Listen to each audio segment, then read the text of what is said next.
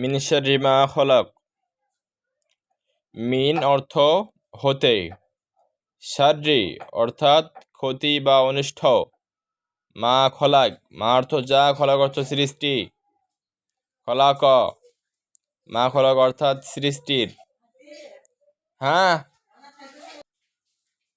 আল্লাহু সমাদ।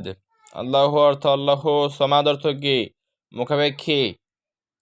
এরপরে লা, লা আবুদু মা তা'বুদুন। লা অর্থ না, আবুদু অর্থ আমি ইবাদত করি, মা অর্থ যার, তা'বুদুনা তা অর্থাৎ তোমরা ইবাদত করো, যার ইবাদত আমি করি না, তার ইবাদত তোরাই করিস, এইটা। এরপরে ফি রকিম মানসুর। ফি অর্থ মধ্যে, মধ্য।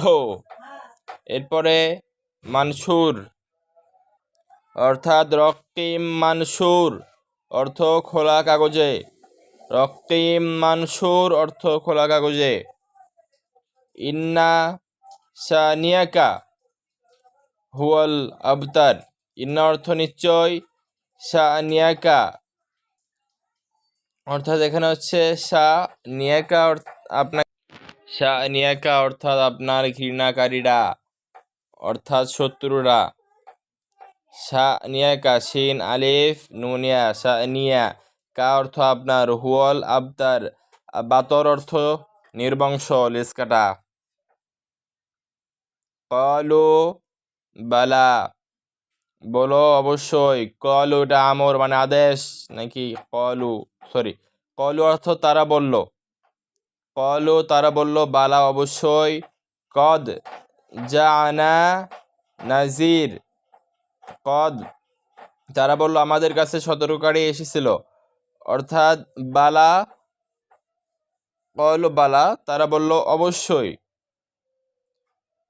কদ জাআ মানে আশা, কলা কদ জাআ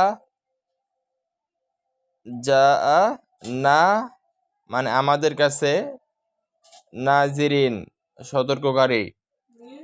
আল্লাযী খলাকাল মাউতা ওয়াল হায়াতা, আল্লাযী অর্থ যিনি, খলাক অর্থ তিনি সৃষ্টি করেছেন, মাউতা অর্থ মৃতকে,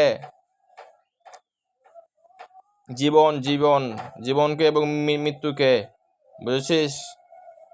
আলাইহা অর্থ তার উপরে, নিসআতা আশার অর্থ তো 10, তার মানে কি? ও তিসআতা আশার অর্থ 19, আশার অর্থ 10 এবং তিসআতা এটা 9, অর্থাৎ তিসআতা আশার অর্থ 19।